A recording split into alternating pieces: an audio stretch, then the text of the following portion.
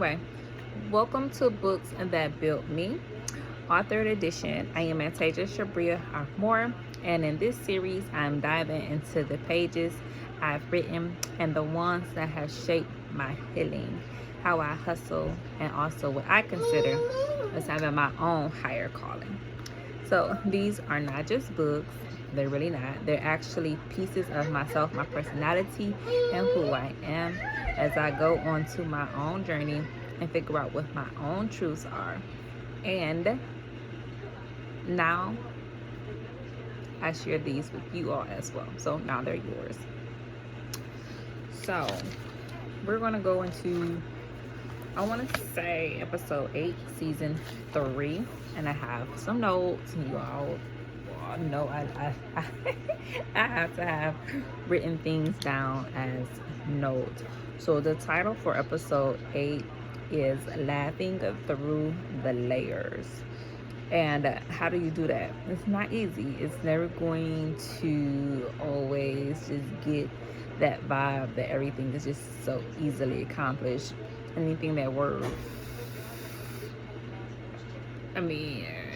that is worth having, we know is not easy to have, or let alone, or even accomplish.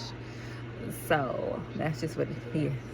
And if y'all are not aware, you can check out the book. The Route 60 memoir is available via Barnes & Noble. And humor as armor is like a trait to have, because sometimes life can really feel extremely traumatic,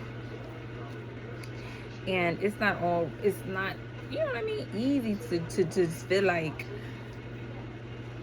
you're just gonna laugh everything off, especially those days that, girls are following you home and threatening to jump out the car 5, 6, 7, 8, 10 deep and beat up on you. You know what I mean? Or not knowing where your next meal is going to come from, or knowing where the resources are going to come for whatever your financial situation looks like. And you have to continuously learn how to laugh in the midst of. That's difficult. That's not easy to do. Laughing through the trauma and finding that humor in there, even when family members are on their deathbeds or are necessarily going through really extreme situations and having major health, or having these particular moments where they're dealing with health scares. Or you can have those moments where family is totally into betrayal and some kind of weird or odd fixation on having that Abel and Cain type of scenario. You know what I mean? Like, they are constantly purposely choosing drugs over having a moment where they're looking after you, or they are constantly having moments where you're kind of sort of like, oh wow, so you much rather behave this way than necessarily check on me and make sure that I'm okay. And how do you laugh about that? It's challenging. And again, sometimes people, they enjoy your pain, and that just probably, I'm just gonna be real with y'all, needs to make you go harder. Because if they enjoy your sad or painful thought or anything like that, you need to really let that be some kind of guiding force as to why you continuously find humor. Okay, so wit, humor, and what is considered wit to you? So again, I hear the girlies always saying that you have to define what luxury is to you. Define what wit is. Is wit about having some kind of psychological banter? Is wit considered something that you hold dear to, even if people choose to necessarily try to make you out as some kind of kook in a sense that you know what they up to because you're witty? And then how do you traverse that? And again, that's not easy. So Yeah, that wit is kind of sort of like a saving grace.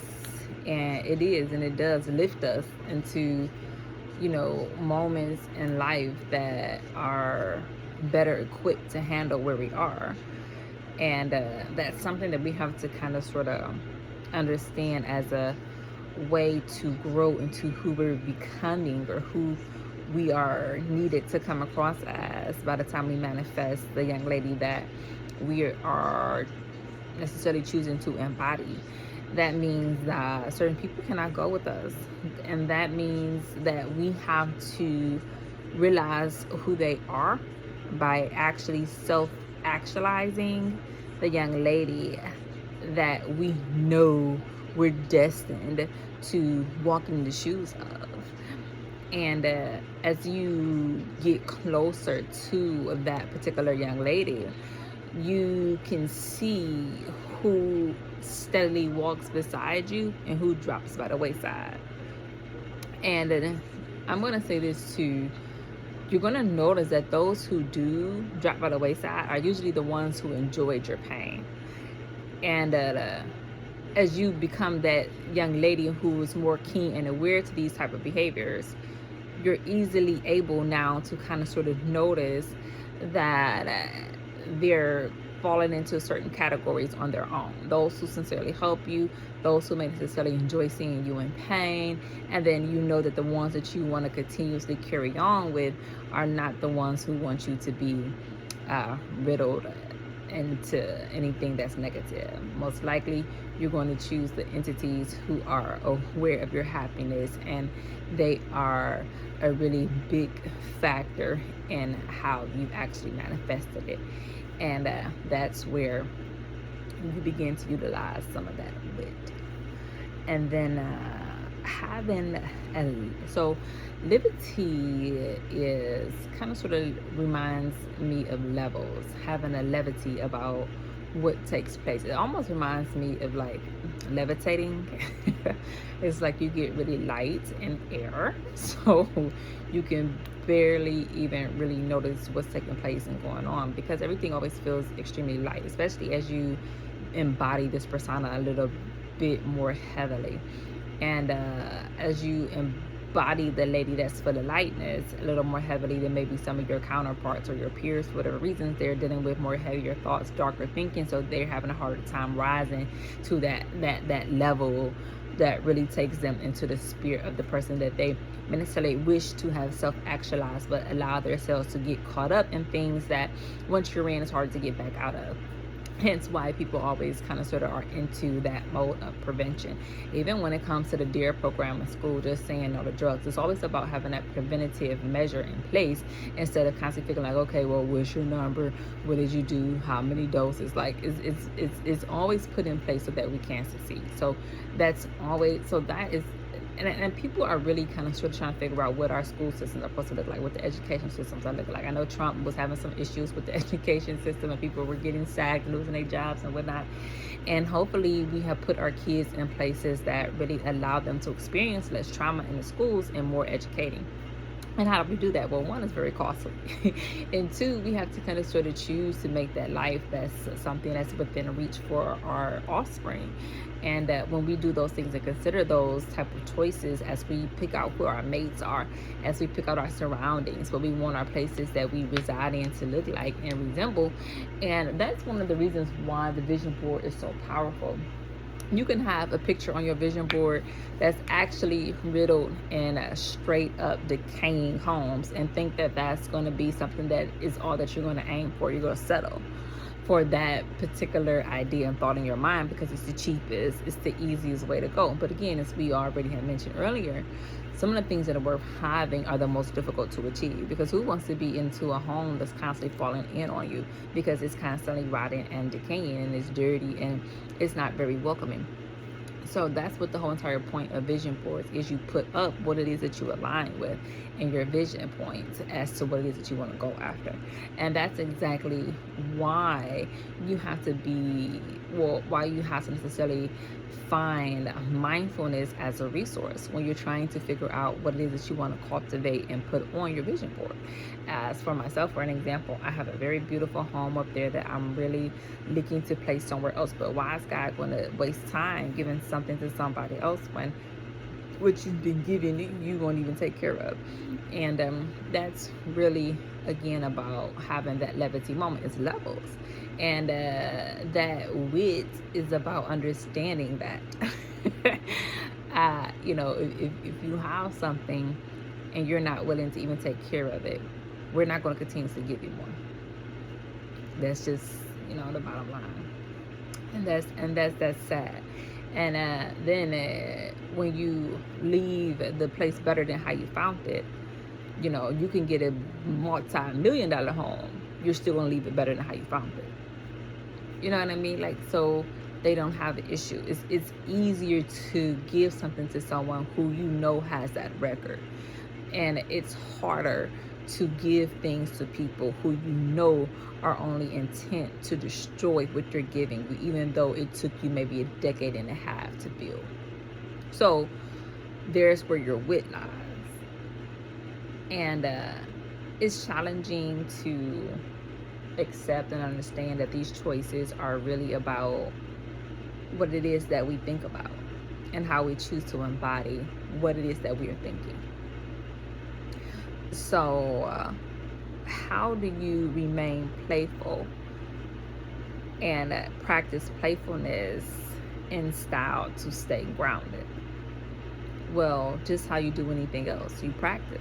In order to really have a skill mastered, one must practice it. We have to learn repetition. Doing something repeatedly is how you master a skill, much like our affirmation. And so, again, as you kind of sort of realize that staying grounded is basically a practice of even just going out and realizing that nature helps us practice those grounded moments and stay calm. Nature and having some fresh air, the fresh crispness of really winter months really does it best. This is what I've noticed. I'm working really hard, I'm sweaty, I'm icky, but immediately the fresh, crisp air of a winter snow, as soon as I step out, grounds me totally. And that means that nothing else can really trump that card that is pulled, and nothing will. And that's really how you can practice that grounded spirit. Now, you really have to see that takes a bit of playfulness, because you can't necessarily be so serious and thought where you just kind of sort of are like, well, you know what, this is just, I must get this already. Like, if I have this over here and it's not done, there's no way I'm going out. Like, you gotta kind of sort of let go a little bit of what you may didn't get a chance to finish, what it was that someone may have not said but should have said. Or you have to really learn that in order to really have those moments where you're like, oh wow, this feels really great, then okay, do you want to get down? No. Okay. And so when you are having those moments where that in order to even have that time where you can have that crisp kind of healing moment, that takes a bit of playfulness. And then on top of having that spirit, you also get the added benefits of experience the crisp weather that actually helps kind of sort of calm us down, makes us a little more grounded. And that's really ultimately what we need sometimes, because we can be so chaotic. We can go through so much chaos and trauma to the point where we'll have difficulty with leveling what we need to actually reach those type of points, like levitating. And it's not really worth not being able to, because we need to reach certain heights so that our children can have a better future than what the haters may want for us and or our other sense of children as well. All right, so thanks for spending time. Well, you know what, y'all? Let me do, well, okay. What?